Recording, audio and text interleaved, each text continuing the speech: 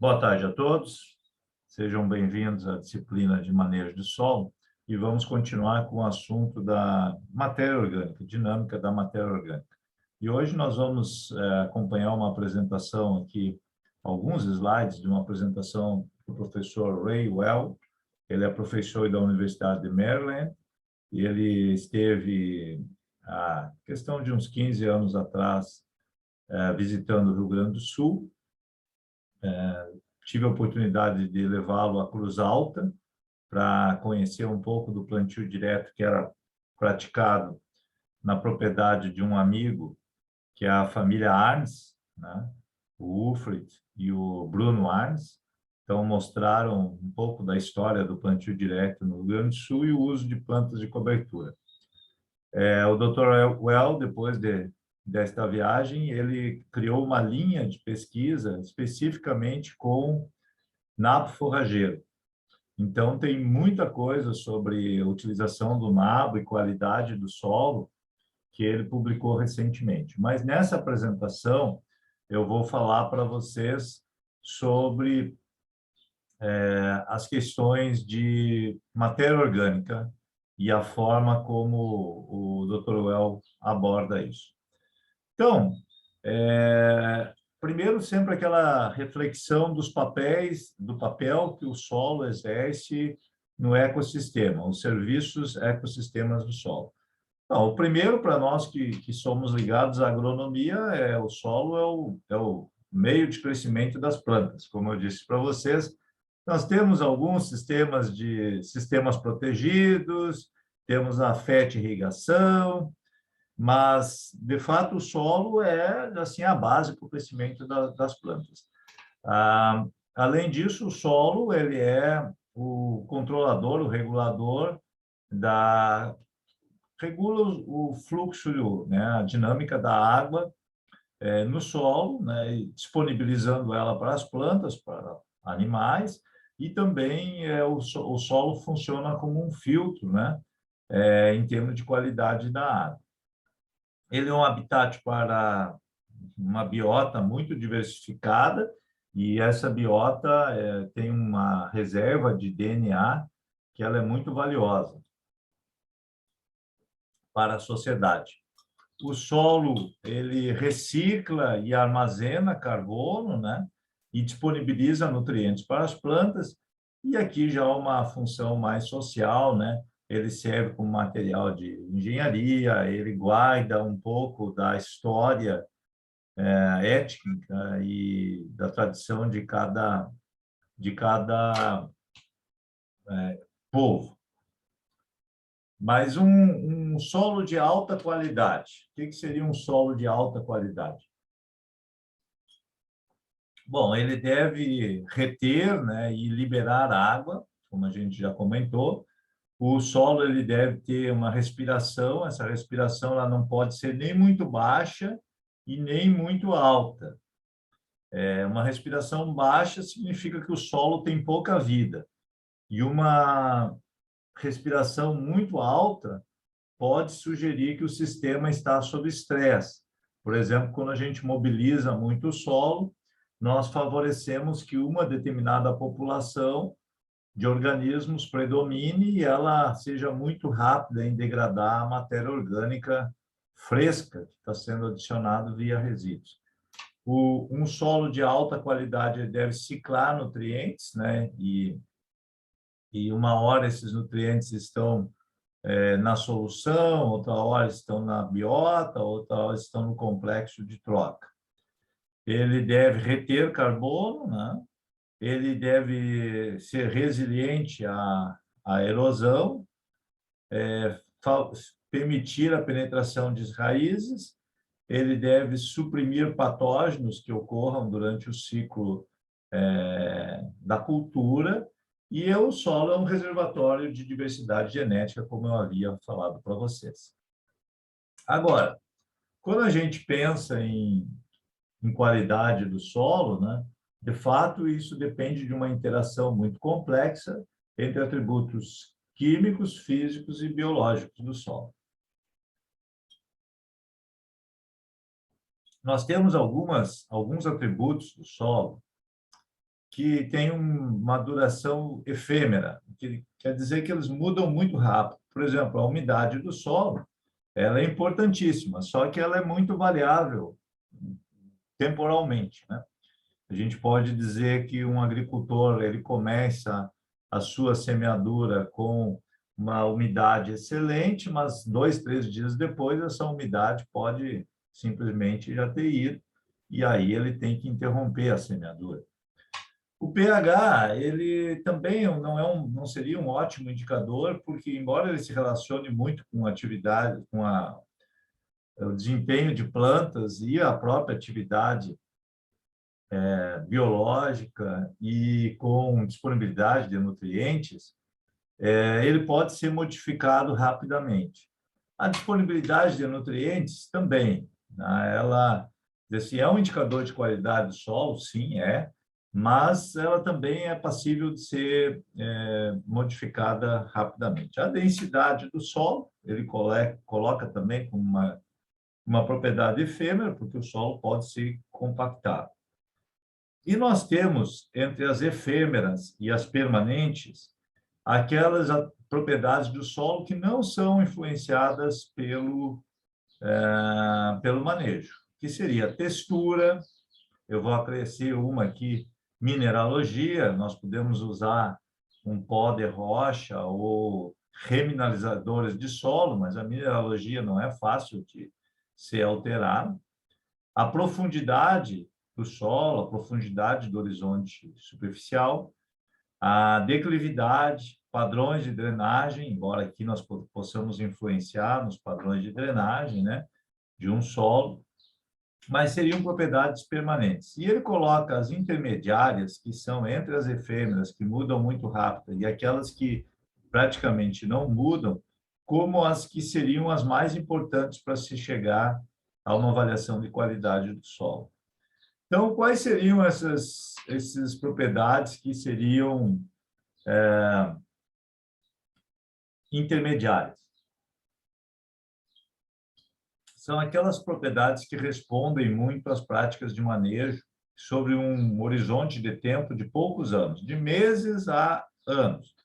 Então, por exemplo, a biomassa microbiana, a atividade dessa biomassa, né? Que a gente hoje em dia nós trabalhamos com o DNA dessa biomassa, saber qual é a diversidade que nós temos nessa biomassa. A estabilidade de agregados e frações ativas da matéria orgânica, né? Então, ele acredita que essas frações ativas da matéria orgânica são as mais importantes de serem monitoradas. Então, os indicadores de qualidade do solo, né? Podem ser importantes aqui a taxa de infiltração, a capacidade de supressão de patógenos, o nitrogênio mineralizável, a diversidade biológica e a resistência do solo a força do solo quando úmido. Mas, indo à matéria orgânica, na aula passada eu falei para vocês que o conceito de matéria orgânica ele envolve diversos compostos orgânicos em diferentes estádios de estabilização, né, diferentes estádios de transformação. A biomassa microbiana, ela responde 2 a 5% do conteúdo total de carbono de um solo. Depois, dentro desse pool que é chamado carbono ativo, nós temos 4 a 25%, que seria aquela matéria orgânica jovem, a matéria orgânica leve, ou a matéria orgânica ainda não muito alterada pelos micro-organismos, uma matéria orgânica recentemente adicionada. E nós temos um pool passivo, que esta sim é uma matéria orgânica bastante recalcitrante, que foi formada ao longo de um período de transformações, ela sofreu muitas transformações, né, pelos micro-organismos até chegar numa matéria orgânica mais estável. E esta matéria orgânica ela corresponde a 75% a 95% do conteúdo, dependendo da região que você está. Então, quando o homem ele adota práticas que comprometem o estoque de matéria orgânica, ele está comprometendo esta fração principal aqui. Estudos de longo prazo mostram que existe um equilíbrio, certo equilíbrio entre essas frações. Então, à medida que o homem vai perdendo o estoque de carbono ativo, isso acaba resultando também numa diminuição do carbono passivo, mas em escala pequena. Por outro lado, quando o homem maneja bem o seu solo e tem um estoque grande de carbono ativo, o passivo também vai sendo recomposto. Então, o Dr. Well, ele foca muito na matéria orgânica ativa, né? Que a gente pode determinar ela de diferentes formas, né, no laboratório. A matéria orgânica particulada, nesse sentido, tem muitos trabalhos aí, principalmente da equipe do professor Cimélio, trabalhando com essas frações da matéria orgânica. A particulada, que é o POM, a matéria orgânica facilmente oxidável, né? Ou a fração mais leve da matéria orgânica. Alguns trabalham com carbono solúvel, né? Isso aí em ambientes não perturbados, como ambiente de florestas, ele é bastante importante, ou indicadores, né, como a glomalina e polissacarídeos, que seriam produtos da atividade microbiana, e mais recentemente a gente está com as bioanálises, análises de enzimas do solo, que acabam nos ajudando a entender como está a matéria orgânica mais ativa do nosso solo e como está a qualidade do nosso solo. Essa matéria orgânica ativa, ela serve como a principal, uma das principais fontes da biomassa microbiana. De fato, os exudatos das raízes, eles são uma grande fonte de energia para a biomassa microbiana e a frações de matéria orgânica ativa que se encontram no solo. Essa fração ativa ela libera bastante nitrogênio, enxofre, né, para as plantas. Então, nitrogênio, enxofre, cálcio, né, são liberados. Essa matéria orgânica ela atua como agente cimentante dos agregados, então ela aproxima as partículas e faz com que elas permaneçam unidas, e ela também tem efeito sobre a regulação do crescimento de plantas através da liberação de substâncias úmicas, os ácidos orgânicos, né? Ácidos fúlvicos, ácidos úmicos, e no caso desses ácidos orgânicos, eles servem, no caso do ácido fúlvico, eu tive a oportunidade de trabalhar com ele, né? E eles estimulam a planta a síntese da auxina, que é o hormônio de crescimento das raízes. Então, aonde você tem bastante matéria orgânica ativa, você tem esses ácidos, essas substâncias orgânicas, né, esses ácidos orgânicos, que eles vão estimular a planta a desencadear processos fenológicos, fisiológicos, que resultam no maior enraizamento. E alguns são reguladores de crescimento de planta, ou seja, eles atuam em processos de diminuir o estresse da planta, de favorecer a fotossíntese e outros processos essenciais. Então, como eu disse para vocês, né, a matéria orgânica passiva, ela é o principal componente, é o humus, e esse humus é um carbono que vai ficar estocado no solo por muito tempo, né? A lignina, que é uma fração também bastante recalcitrante, a almina, e outros componentes de difícil ataque pelos organismos. Então, essa matéria orgânica passiva, a gente considera que ela é aquela fração pouco afetada pelo manejo. Se vocês lembram daqueles dados lá de Cruz Alta, do experimento da CCGL, Fundacep, onde que o professor Jackson Fiorin e o professor Benhur trabalharam muitos anos, o período que houve de preparo convencional resultou na perda de 25% do teor de matéria orgânica. 25%. Mas por que não perdeu mais, já que eram 2 preparos por ano, trigo, soja, sem cultura de cobertura, um sistema bastante agressivo do ponto de vista de manejo de solo? Por que não perdeu mais de 25% do teor? Exatamente porque você tem um pool de matéria orgânica que é um pool passivo, que ele é pouco modificado pelo manejo. Agora, esse pool passivo, ele vai ser responsável pela capacidade de retenção de água, pela CTC do solo, pelo armazenamento de nutrientes de longo prazo e também pelo sequestro de carbono, já que este carbono que está no pool passivo, ele vai ser pouco afetado pelo manejo. Então, o professor Well, ele diz o seguinte, né, que a matéria orgânica total é o capital que você tem, né? Total, todos os seus, o seu capital. A matéria orgânica ativa é o que está na conta corrente. A biomassa microbiana é a força de trabalho, os colaboradores, né? E os agregados são os integradores do sistema. A forma que ele tentou representar aqui esses diferentes compartimentos aí, né?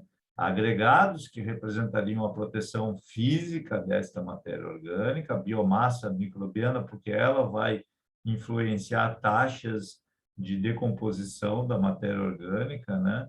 A matéria orgânica ativa, que é realmente a que vai se relacionar muito com a qualidade do solo, e a matéria orgânica total. Então, eu vou passar algumas coisas aqui. Ele procurou relacionar, por exemplo, a matéria orgânica total, carbono total do solo, determinado por combustão seca aí, né? E com a produtividade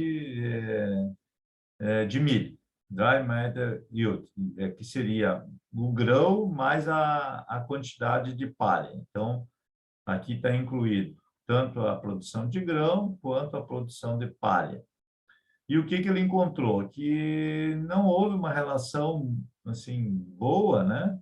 Não significativa, com o carbono total do solo. Por quê? Você teve, por exemplo, alta produtividade com baixo teor de carbono, você teve baixa produtividade com alto teor de carbono. Então, não houve uma boa relação entre carbono total e produção de matéria seca, grão mais palha. Mas quando eles estudaram o carbono oxidável por permanganato de potássio, né, por um extrator aí fraco, né? O que eles encontraram? É uma relação de 0,40. Então, este carbono facilmente oxidável, ele foi um bom indicador para 35 solos de Honduras, né? Então, esse assim, mostra que realmente algumas frações da matéria orgânica, elas desempenham um papel mais relevante em termos de qualidade do solo.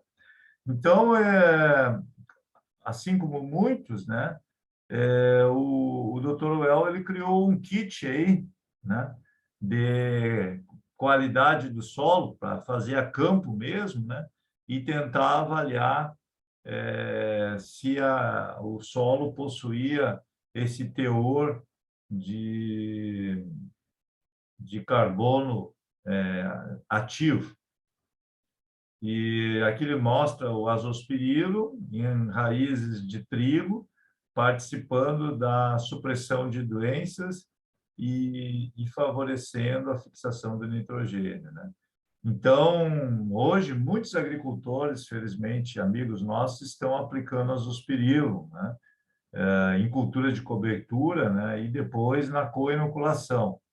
E, assim, são uma série de efeitos positivos que a gente busca, mas no caso da soja, principalmente, é estimular, aumentar a eficiência da fixação biológica pela co-inoculação. Bradyrhizobium mais azospirillum. Alguns amigos estão aplicando, nessa época do ano agora, tricoderma, em culturas de cobertura, né? Então, essas associações são bem interessantes, né? E aqui ele nos mostra um pouco desses processos aí, né? Alguns da Universidade da Califórnia, esse aqui da Universidade de Guelph, mostrando fungos predatórios, né? Abaixo aqui um fungo predatório, contribuindo para, assim, a saúde do solo. Mas voltando à nossa matéria orgânica, essa fração ativa, aqui então nós temos uma situação de um estado não perturbado, uma floresta, uma pastagem nativa. Então, nós teríamos aqui, nesse exemplo, uns 65% de carbono na fração passiva e uns 35% na fração ativa. Quando a gente começa a perturbar esse solo com preparo, a gente vai perder principalmente essa fração ativa. Como eu disse para vocês, a fração passiva ela também sofre um decréscimo, só que é um decréscimo muito mais lento pela recalcitrância que ela possui. Já a fração ativa, ela não tem recalcitrância, muito baixa, né? Então, ela rapidamente é afetada pelo preparo, até nós chegarmos a uma situação, depois de vários anos praticando esse manejo agressivo, nós vamos chegar a uma estabilização, né? E este conteúdo de carbono ativo, que aqui era 35%, agora ele foi reduzido para 5%. E o que acontece é que esse solo aqui tem uma funcionalidade completamente diferente deste solo aqui. Por outro lado, nós podemos conduzir o manejo do nosso solo num sentido diferente. Eu estou imaginando aqui, meu amigo Cleiton, um sistema com braquiária, né? Sistema com milheto, um sistema com policultivos. Então, o que acontece? Gradativamente, à medida que você vai adotando esses sistemas, você vai recuperando o estoque da fração mais ativa. Essa é o que realmente se recupera. E a fração passiva, ela vai tendo alguma melhoria, mas difícil de ser detectável. Em alguns experimentos, a gente detecta essa melhoria também, mas não é tão fácil. Já aqui, é muito mais fácil de nós observarmos que essa fração realmente está sendo melhorada. E aqui ele nos mostra alguns dados, né, dos experimentos que o Dr. Well realizou por aí, com esse carbono ativo e a relação com macroagregados, estabilidade. Aliás, quem trabalha com dinâmica da matéria orgânica tem que trabalhar bastante com agregados, especialmente os macroagregados, porque eles são a proteção da matéria orgânica, né? A proteção física da matéria orgânica. Então, quando você prepara muito o solo, você perde esses macroagregados, né? O preparo mecânico, ele fraciona fisicamente esses macroagregados. Com um preparo reduzido, nós já vamos para uma situação melhor, e um plantio direto, então, aí você combina várias coisas que são importantes para a formação desses macroagregados. Uma delas é a quantidade de resíduos que vão sendo aportados gradativamente ao solo, sem que haja aquele flushing, sem que haja um grande estímulo à atividade microbiana de curto prazo. A segunda questão é que essa cobertura vegetal, esse mulch, ele regula a temperatura, deixando a temperatura mais baixa e mais úmida, que favorece a presença de fungos e suas hifas, que vão nos ajudar a ter a formação de estruturas de agregado cada vez maior. Então, na verdade, os agregados eles começam com microagregados, mesoagregados, macroagregados e grandes macroagregados. Aqui, por exemplo, é um grande macroagregado. E o interessante é que a estabilidade desses agregados em peneira, submetida à agitação com água, ela foi maior no plantio direto. Por que que ela foi maior aqui? Porque você tem matéria orgânica agindo como cimentante, estabilizando esses agregados. E esses macroagregados, então, eles vão se relacionar com maior aeração do solo, mais rápida infiltração de água e menor resistência à penetração. São coisas muito importantes para nós. E aqui ele mostrou que também a produtividade, né, esteve associado a isso, né? Na medida em que a gente melhorou essas condições, houve uma resposta em termos de maior produtividade. Então, aqui são 6 anos depois de uma pastagem degradada, né? E ele mostrando que à medida que o teor de matéria orgânica aumentou, quando a gente diminuiu a perturbação do solo em direção ao plantio direto, houve um grande ganho de produtividade. Evidentemente que, como pesquisadores, a gente fica pensando assim, o que será que tinha nesse tratamento aqui que ele foi espetacular. Além de um teor de matéria orgânica muito alto, ele produziu uma produtividade muito elevada. Então, talvez aqui nós tenhamos a parte biológica contribuindo aí. Finalmente, né, manejando matéria orgânica para a qualidade do solo. Bom, então, a matéria orgânica ela é considerada um dos principais indicadores de qualidade do solo. Vários autores escreveram sobre isso, eu mesmo tive a oportunidade de escrever um artigo que é bastante citado, no qual a gente mostra que o teor de matéria orgânica, normalmente, ele se relaciona bem com a qualidade do solo, ou seja, quando a gente recupera o teor de matéria orgânica do solo, a qualidade desse solo ela vai sendo melhorada. Como que a gente pode, então, manejar a matéria orgânica para melhorar a qualidade do solo? Utilizar adubação orgânica. Bom, sem dúvida, a adubação orgânica é uma das ferramentas melhores que a gente tem, né? A utilização de cama de aviário,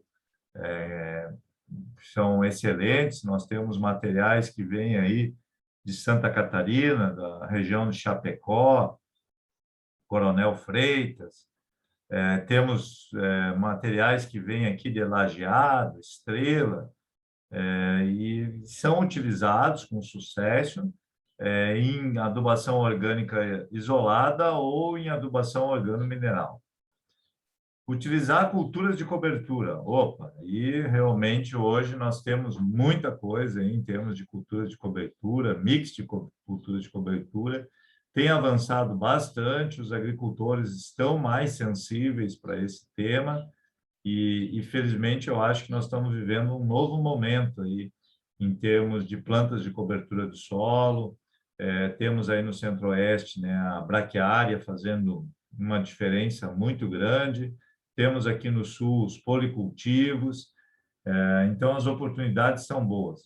Manejar os resíduos, né? Procurar manter eles o máximo na superfície, evitar sua incorporação ao solo, reduzir a perturbação mecânica do solo, né? Evitar o máximo possível perturbação mecânica, estimular a biomassa de raiz, então focar em plantas de culturas de cobertura que tenham um sistema radicular agressivo. O mix de policulturas permite trabalhar com diferentes sistemas radiculares, trabalhar com compostos, utilizar a rotação de culturas, e qualquer resíduo orgânico pode ser bem-vindo, né? Desde que não tenha nenhum contaminante aí, à qualidade do solo. Bom, aqui ele mostra uma foto que ele tirou num solo arenoso, sujeito à seca. Então, aqui, este solo ele tem uma história de 25 anos de produção de batata em preparo convencional com aração. E o milho está sentindo desse jeito, né? E aqui, ao lado, nós temos 5 anos de produção orgânica, né? Milho, trigo, soja, com culturas de cobertura e preparo convencional. Você veja, aqui é preparo convencional ainda, mas tem a contribuição, né, dessa produção mais orientada do ponto de vista orgânico, aí, com rotação de culturas, e a diferença ela é muito grande. Bom, um pouco dos trabalhos aí que eles têm feito. Aqui um trabalho na Pensilvânia, e eu acho que aqui eu gostaria de parar um pouquinho para comentar com vocês, né? Eles estudaram 12 indicadores de qualidade do solo, né, para ver o intervalo de confiança e etc., né? A respiração, o quociente de respiração, não teve uma variação muito grande, né? Então, ficou um pouco prejudicado, né? E aí ele vai indo, né? A argila, a densidade do solo, né? Carbono orgânico, carbono na biomassa microbiana sobre carbono orgânico, potássio, alumínio, carbono, né, sobre carbono orgânico. Então, todos aqueles que envolvem carbono em diferentes compartimentos, eles se destacaram, né? Estabilidade de agregados. Então, por isso que as frações da matéria orgânica podem ser realmente um bom indicador de qualidade do solo. Aqui um pouco dos trabalhos que eles estavam fazendo, transplantando aí hortaliças, acredito, né? Sobre uma cobertura de capim-sudão aí rolado, né? E fazendo um plantio direto aí. Ele nos mostra a influência do... deixa eu ver aqui. Só um pouquinho. Opa. A influência da matéria orgânica, acredito que é o eixo do X, ou é o tempo? Não, é o tempo de preparo, desculpa. Então, o tempo de preparo. Quanto mais tempo sem perturbação, nós vamos ter maior estabilidade de agregados. De carbono ativo, especialmente açúcares, também segue essa mesma tendência, e a biomassa microbiana. Então, a gente pode associar aqui biomassa, carbono da biomassa microbiana, o carbono da fração ativa do solo e a estabilidade de agregados, eles andam juntos. E à medida que a gente aumenta o teor de carbono e o tempo de boas práticas, a densidade do solo vai diminuindo. Esta imagem aqui eu queria mostrar para vocês porque ela é muito interessante, né? Uma imagem já antiga, né? Do Instituto da Nova Zelândia, que mostra o seguinte: as áreas mais escuras são os macroporos, certo? E as áreas azuis são áreas de baixa densidade, num anel de 20 centímetros. E aqui nós temos em vermelho uma área depois de 40 anos de cultivo. Então, o que aconteceu neste solo, de uma pastagem permanente para um solo em preparo convencional? Primeiro, nós perdemos os macroporos, os grandes espaços vazios que a gente tinha nesse solo. Então, agora eles ficaram reduzidos a muito pouco. E isso influencia tremendamente a infiltração de água no solo. Segundo, nós aumentamos as áreas de alta resistência. Essas áreas de alta resistência, de alta densidade, elas vão afetar o crescimento radicular, vão afetar a aeração e vão afetar negativamente a atividade biológica. Então, de fato, este solo aqui ele estaria em ótimas condições para nós fazermos inoculações biológicas, né? Agora, este solo aqui, a gente vai ter outros fatores que vão influenciar na biota. Quais sejam disponibilidade de água, aeração, e isso tudo acaba sendo prejudicial. Então, ele mostra um pouco de alguns resultados aqui que vão nessa mesma linha, mostrando que o plantio direto com cultura de cobertura aumentou o teor de matéria orgânica total, mas não foi estatisticamente diferente, né? Mas a biomassa microbiana ela foi muito aumentada. Você veja que o moldboard plow, o arado combinado com o arado em relação ao plantio direto combinado com cultura de cobertura, a atividade, a biomassa microbiana foi praticamente três vezes superior. E você veja que só o plantio direto, sem cultura de cobertura, estatisticamente teve uma atividade microbiana menor do que o plantio direto com cultura de cobertura. O quociente respiratório não foi, nesse caso, um bom indicador, ou foi um bom indicador, só que você tem que analisar o seguinte, ó, os sistemas que perturbam mais o solo respiraram mais por dia. São os sistemas que conservaram pouco carbono. E o plantio direto com cultura de cobertura, por diversificar a atividade microbiana, apresentou a menor respiração. Neste caso aqui, essa respiração ela é um indicador de conservação de carbono. Então, esse sistema aqui foi o que mais conservou carbono.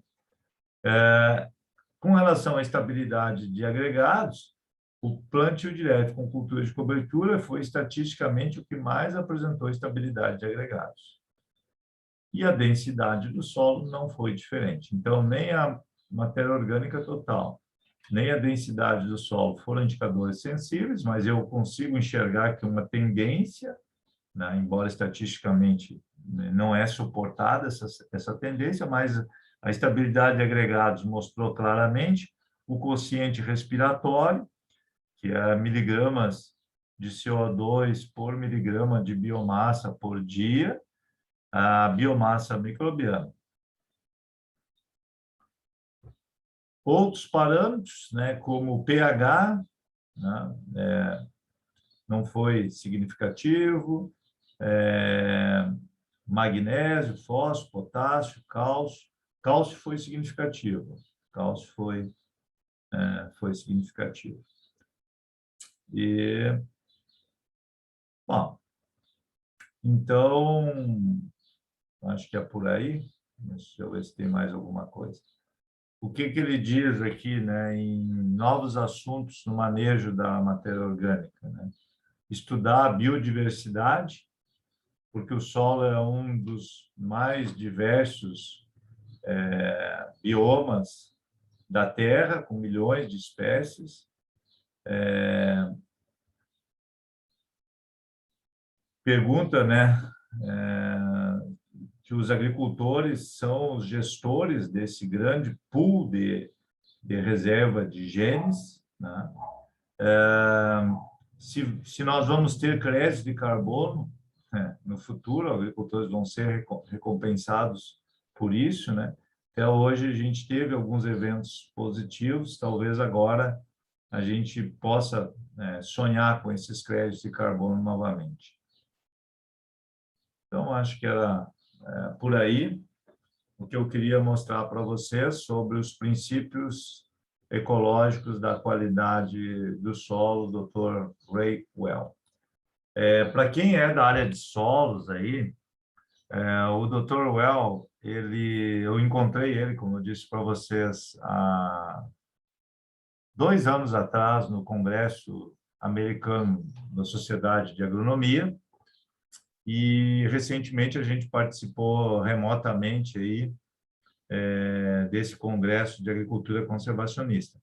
Então ele continua muito ativo e ele é o autor de um livro, cara, em que eu tenho certeza que tu já passou pelas tuas mãos um dia na tua vida. Natureza e Propriedade do Solo. Este livro é o livro mais vendido da ciência do solo, certo? E, segundo ele, é o livro que todo agrônomo deveria ter na sua cabeceira aí, né? E ele atualmente é o autor. Ele trabalhava com o Buchman e Brad. O Buchman, infelizmente, é falecido. O Brad também é falecido. E sobrou o Dr. Well, que, graças a Deus, está bem. E, como eu disse para vocês, hoje ele trabalha com 2 linhas de pesquisa lá em Maryland. Ele trabalha com agricultura orgânica.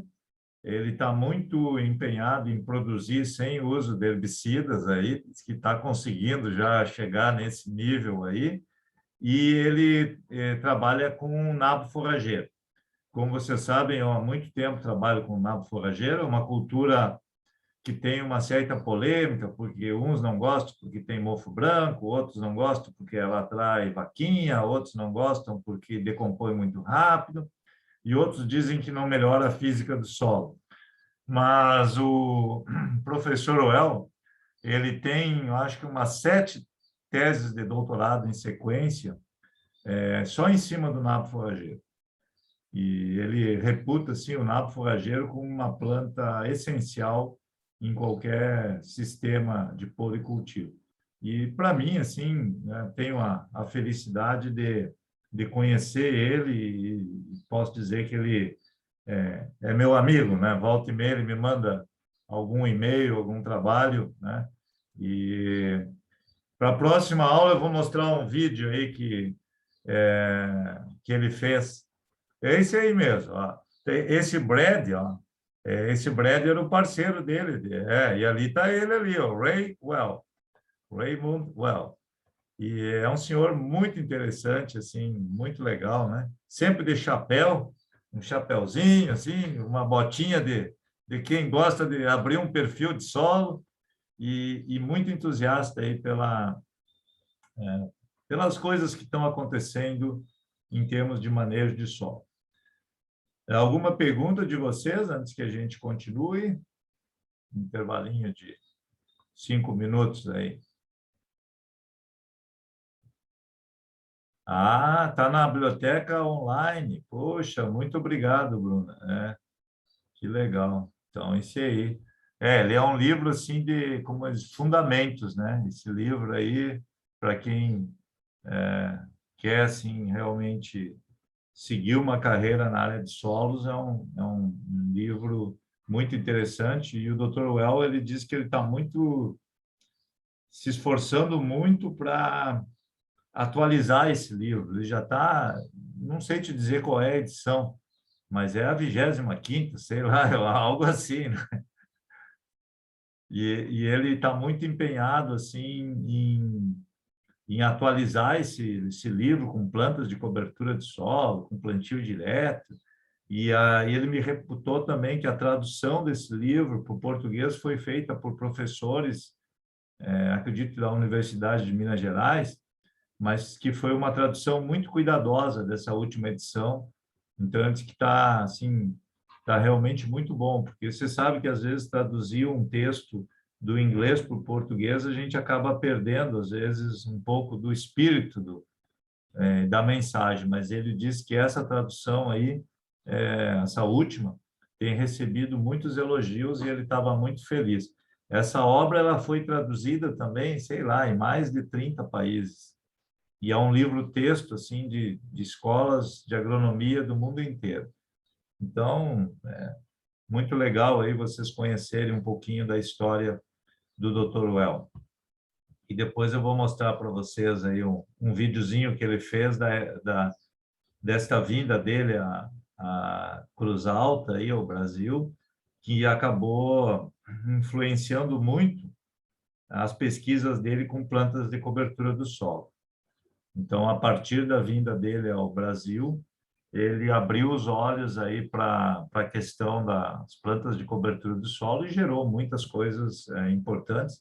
E agora, como eu disse para vocês, ele está na produção orgânica. Eu ainda não consegui chegar nesse nível aí de maturidade como pesquisador e como manejador de solos aí, mas é assim, ele está muito animado com isso. Ele me disse que sim, que é possível chegar a uma produção orgânica aí, praticamente com um uso muito reduzido de insumos externos, quando você atinge um nível de qualidade alto, né?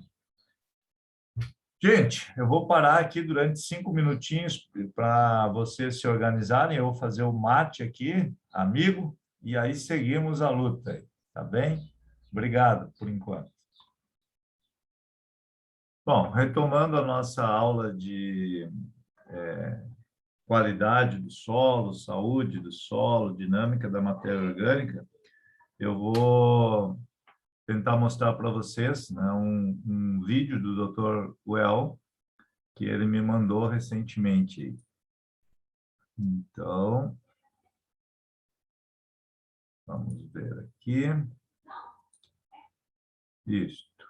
Vou botar em tamanho grande e vocês me confirmem que está na tela de vocês aí. Está na tela?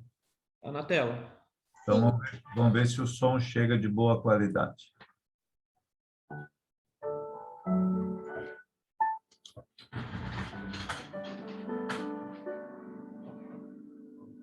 It's often easy to forget that behind every scientific endeavor, there's a story.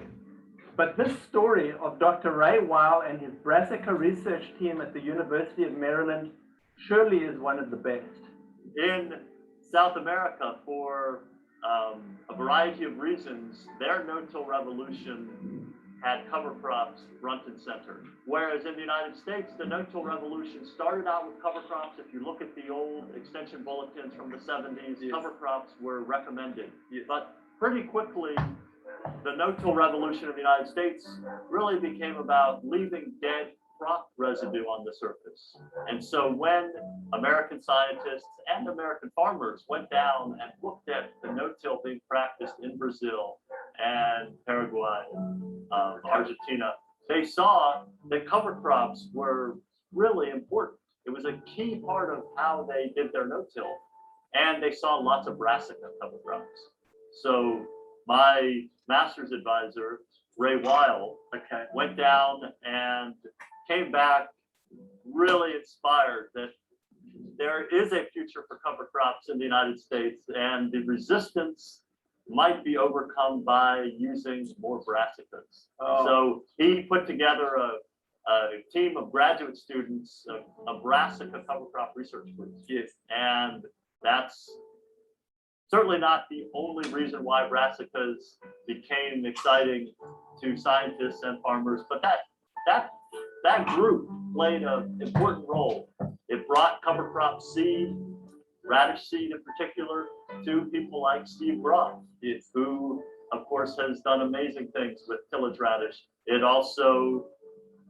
was a comprehensive look. So we had people looking at nitrogen scavenging, nitrogen release, nutrient effects beyond nitrogen, such as phosphorus availability, and the nematode story. My late wife did a project where she investigated the nematode effects, and she didn't just look at the pest nematodes, the plant parasitics, she looked at the whole community. Yeah. So there was a really comprehensive look at how brassica cover crops impact soil systems. Okay. And Ray Weil was instrumental in assembling that team.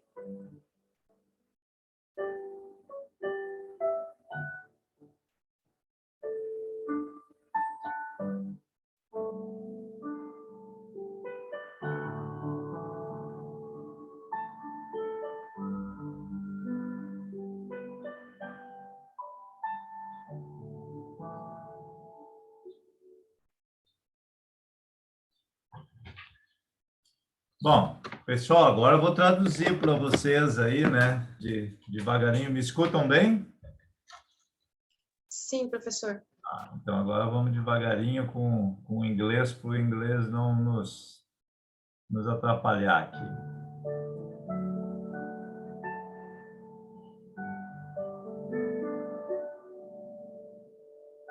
It's often easy to forget that behind every scientific endeavor there's a story.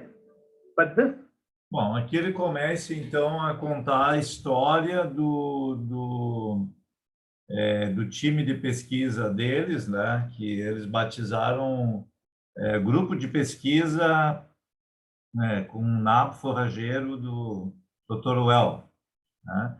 E ele conta um pouco de como surgiu essa ideia de montar um grupo de pesquisa específico para o nabo forrageiro. story of Dr. Ray Weil and his Brassica research team at the University of Maryland surely is one of the best. In South America, for a variety of reasons, their no-till revolution had cover crops front and center. Whereas Bom, então o Dr. Groover foi orientado de mestrado do Dr. Well, e hoje ele é um professor lá na universidade. E ele conta que, por várias razões, né, o sistema plantio direto no Brasil, na sua origem, ele começou com as plantas de cobertura ocupando um papel central, enquanto que nos Estados Unidos, o plantio direto, na sua origem, foi mais em manter resíduos mortos sobre a superfície do solo, o mulching. in the United States, the no-till revolution started out with cover crops. If you look at the old extension bulletins from the 70s, yes, cover crops were recommended. Yes. But pretty quickly, the no-till revolution in the United States really became about leaving dead crop residue on the surface. Então, aqui ele mostra que nos Estados Unidos, né, os primeiros boletins sobre plantio direto falavam em manter um resíduo morto sobre a superfície do solo, né? E enquanto que o plantio direto no Brasil, na América do Sul, ele tinha uma fase, que era a fase das plantas de cobertura do solo, né, entre safra, que era muito importante e que era valorizada. And so when American scientists and American farmers... Bom, e esse aqui é o momento aqui histórico para mim, né, na visita do Dr. Well à Cruz Alta. Então, aqui estou eu, aqui está o Jackson Fiorinha, um dia bem frio para nós, né? O Wilfred Arnes e mais alguns amigos lá de Cruz Alta. Foi apresentada a propriedade do Wilfred, que utilizava, na época, uns 400 hectares de nabo forrageiro consorciado com aveia e mesmo nabo forrageiro em cultivo isolado. Went down and looked at the no-till being practiced in Brazil and Paraguay, Argentina. They saw that cover crops were really important. It was a key part of how they did their no-till, and they saw lots of brassica cover crops. Então, depois dessa viagem que ele fez ao Brasil, à Argentina, ele entendeu que assim o centro do plantio direto eram as plantas de cobertura, né? E especialmente o nabo forrageiro. Então ele veio assim de volta aos Estados Unidos com um olhar muito diferenciado para o nabo forrageiro.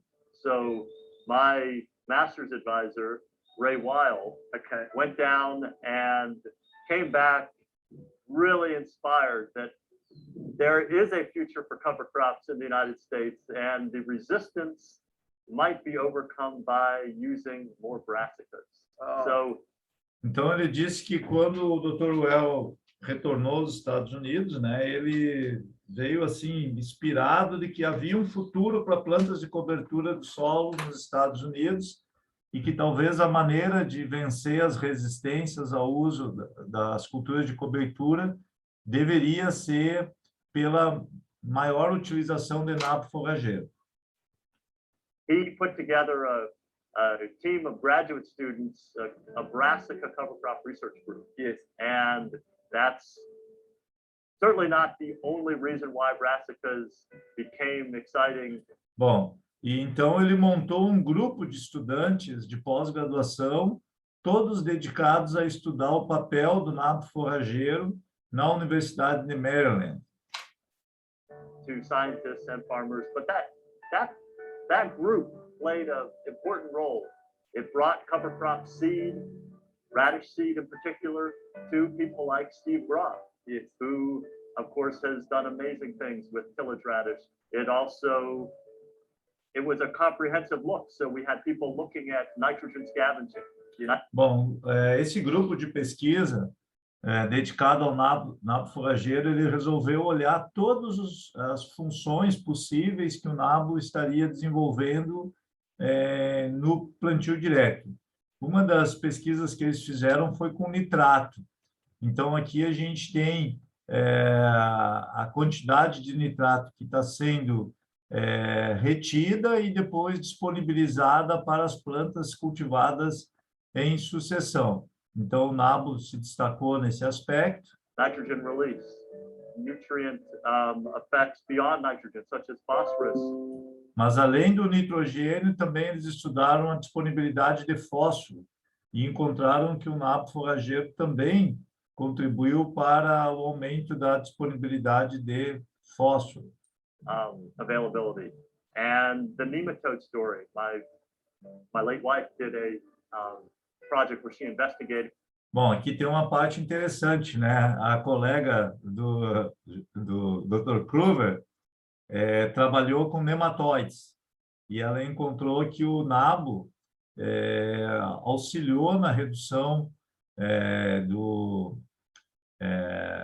ataque do nematóide, e a pesquisadora essa virou esposa do Joel. Então, teve uma história interessante aí, além do nabo forrageiro. The nematode effects. And she didn't just look at the pest nematodes, the plant parasitics, she looked at the whole community.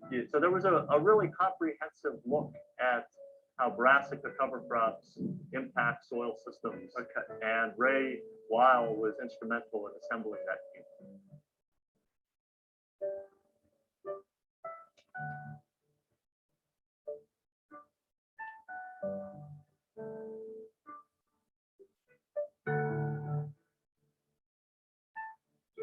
Bom, então essa é um pouco da história do Dr. Well. Eu fico alegre, né, por ter participado como um coautor aí, um coadjuvante, né, dessa história aí, mas de fato vários estados americanos utilizam com sucesso o nabo forrageiro, né? E o professor Well ainda continua muito animado com o nabo, porque ele é uma opção para você aumentar a infiltração de água no solo.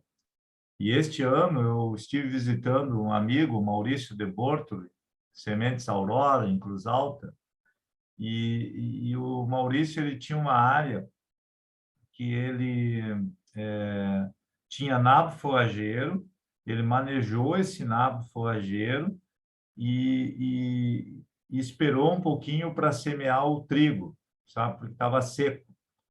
E quando ele semeou o trigo, já pouco resíduo de nabo tinha na superfície. Então, a cobertura do solo estava bem pequena já.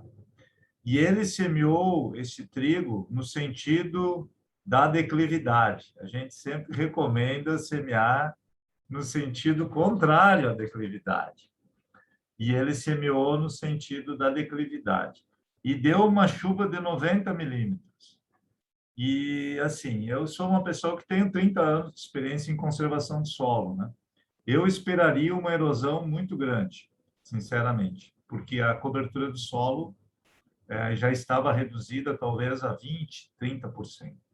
E, para minha surpresa, não houve escoamento superficial. Toda a água infiltrou. Infelizmente, eu não tenho trabalho de pesquisa para mostrar isso para vocês, mas foi incrível o que eu vi realmente em termos de infiltração de água após o nabo forrageiro. E a família Arnes aí, eles já vinham me reportando que a infiltração era muito grande, mas faltava para mim esse componente de ver uma situação em que o nabo já não estava mais protegendo física, proteção de cobertura mesmo, e o que restou foi os suas raízes, os bioporos, e entender que esses bioporos aí realmente fizeram toda a diferença e não ocasionou escoamento de água numa chuva de alta intensidade.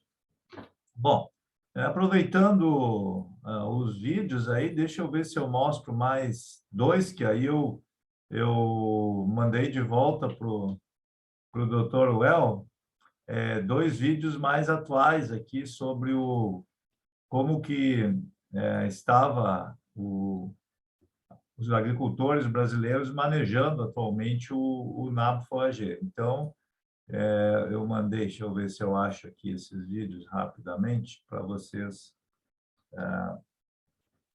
poderem acompanhar. Então, aqui os vídeos já, e eu vou apresentar para vocês, então.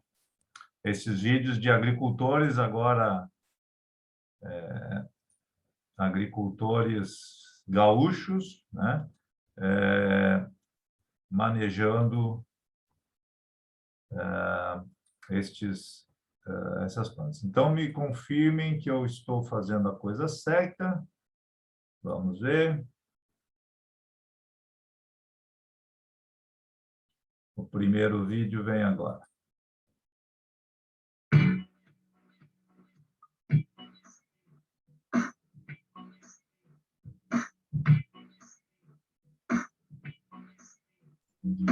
E não está aparecendo, professor. Não? Não. Puxa, Só o barulho. só um pouquinho, vamos parar ele aqui, então. E vamos entender por que que ele não está aparecendo, esse bandido. Só um minutinho.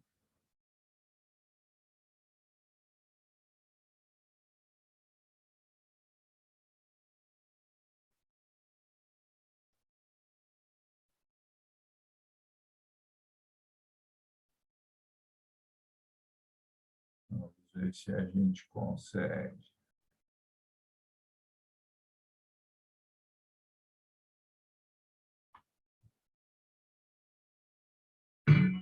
Tá aparecendo agora?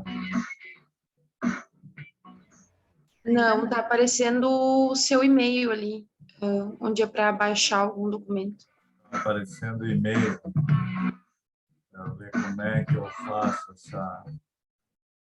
essa jogada aqui. Vou dar uma última tentativa. Eu tenho que compartilhar outra tela, que não a que eu estou compartilhando. Ah, aqui vai funcionar. Agora vai funcionar. Vamos lá. Então, Agora sim. tá. Então, pode tocar.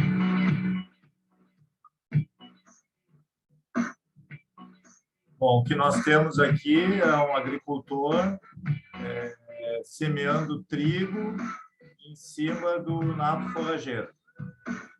Então, de fato, você tem uma cobertura verde, né? Não é uma palha seca, é uma cultura verde, e é o que nós chamamos de semeadura no verde, né? Então, é uma modificação do sistema tradicional, porque aqui a dessecação poderia ter ocorrido no dia anterior.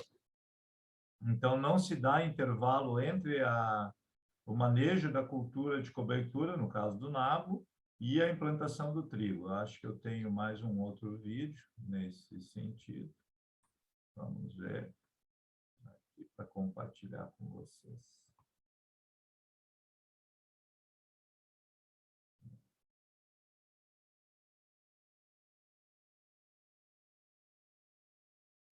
Professor, mas aí eles aplicam algum herbicida, alguma coisa Sim, você nesse? pode aplicar, né, um herbicida, um inseticida junto, né? Vamos ver aqui, eu quero compartilhar com vocês isso.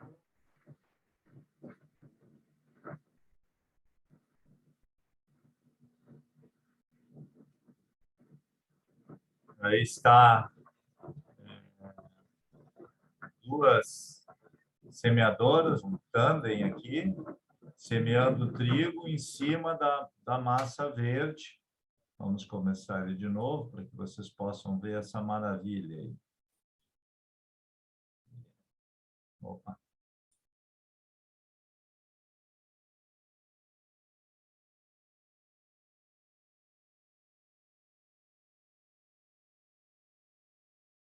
Estou com a...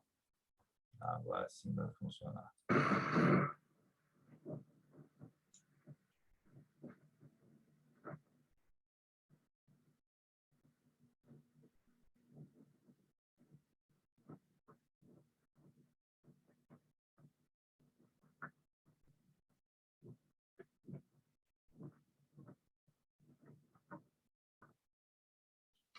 Bom.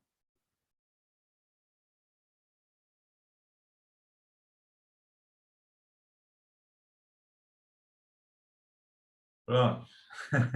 Espero que não tenha sido muito cansativo aí ver os vídeos, né? Que os problemas tecnológicos aí do meu estúdio não tenham prejudicado o entendimento. Mas realmente essa semeadura no verde, o plantio no verde, ele tem sido praticado pelos agricultores fazem 3 a 4 anos. Só que nos últimos 2 anos aumentou muito a utilização em escala, e eu que trabalho com pesquisa, a gente não conseguiu ainda decifrar tudo que está acontecendo aí, mas tem muitas coisas positivas. Uma delas é uma melhor sincronia entre a liberação dos nutrientes do nabo forrageiro com a demanda do trigo.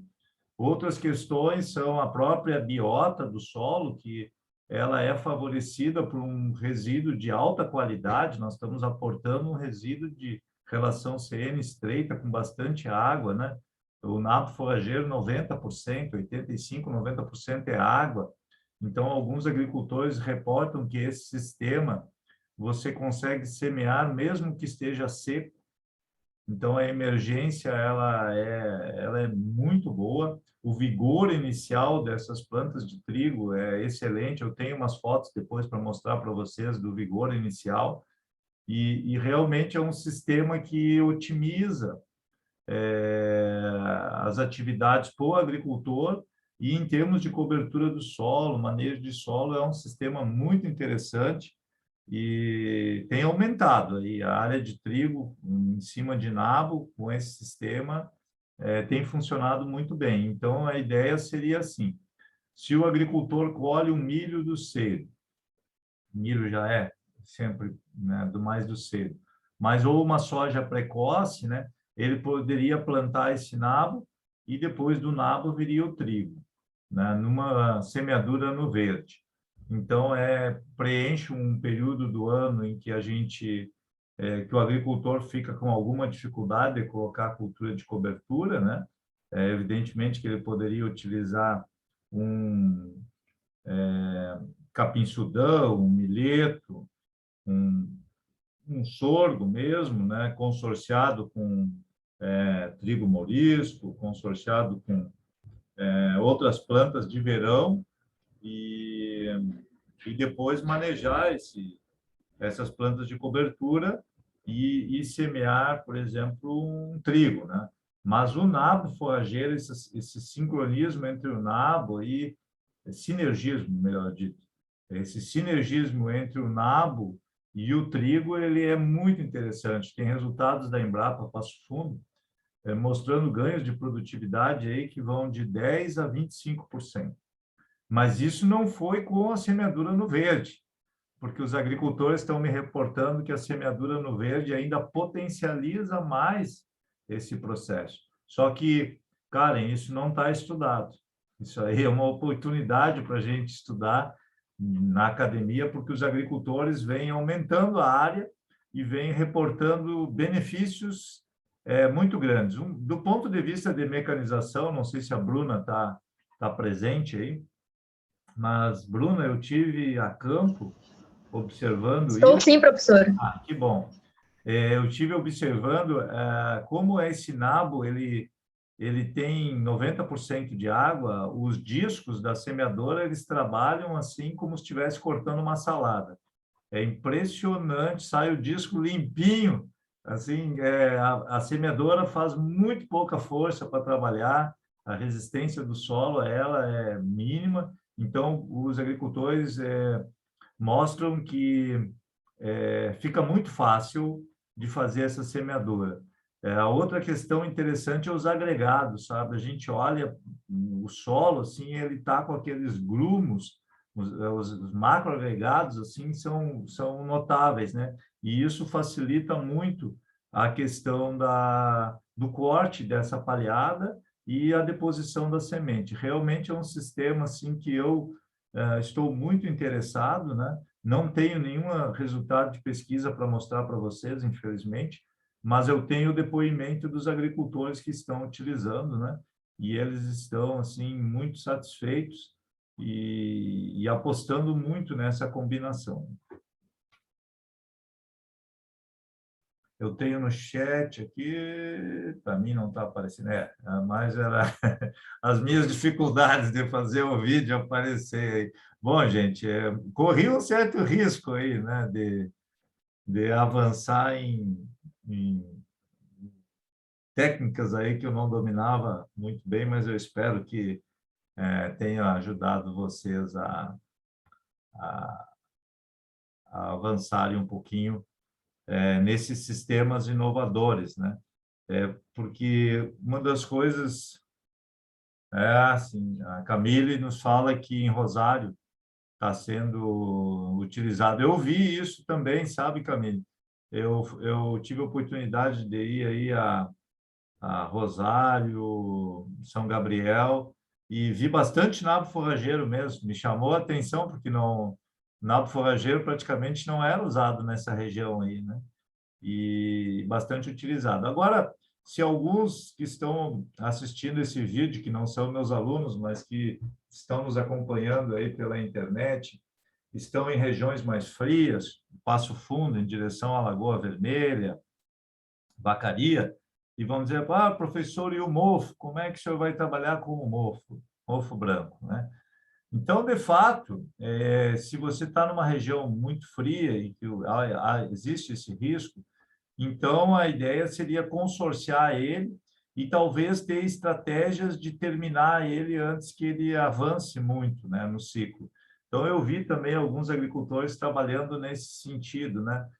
Semearam junto com a aveia, o nabo veio na frente, quando ele atingiu um determinado estágio, eles dessecaram esse nabo com produto químico e a aveia tomou conta.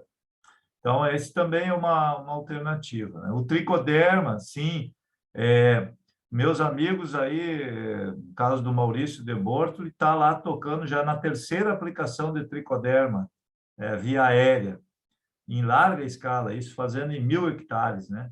Então, realmente, o tricoderma é excelente para ser associado nesse período do ano com culturas de cobertura. Acho que esse é um grande diferencial. Minha amiga Silvia, também de Rosário, está trabalhando muito com tricoderma no inverno.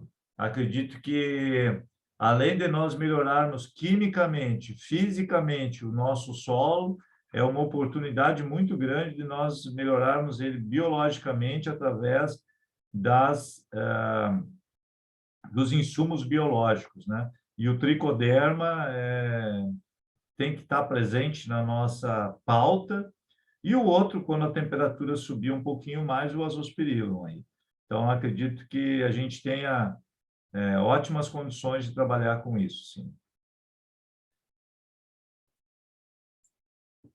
Gente, eu ia continuar a aula, mas realmente hoje eu estou num sufoco aqui para terminar o Sucupira, que é o último prazo até a meia-noite, e aí a gente tem algumas coisas do mestrado profissional em agricultura de precisão para concluir. Eu agradeço a atenção de todos e espero, na semana que vem, a gente entrar numa aula mais formal sobre resultados de mudança de estoque de carbono influenciada pelos sistemas de culturas e sistemas de preparo que nós adotamos. Mas você veja que há um bom alinhamento, né, daquilo que nós estamos fazendo com algumas universidades, né, fora do Brasil, especialmente essa lá de Maryland, onde eles concentraram esforços em entender todas as contribuições que o NABO pode trazer para o sistema produtivo. Fico por aqui, agradeço a atenção de vocês e desejo um ótimo final de semana a todos. Abraço ao pessoal aí, Cleiton. Isso aí. Entregue, professor, será entregue. Obrigado. Tá bem. Tchau, obrigada. Tchau. Gente. Bom final de semana. Obrigada. Isso aí, tchau a todos.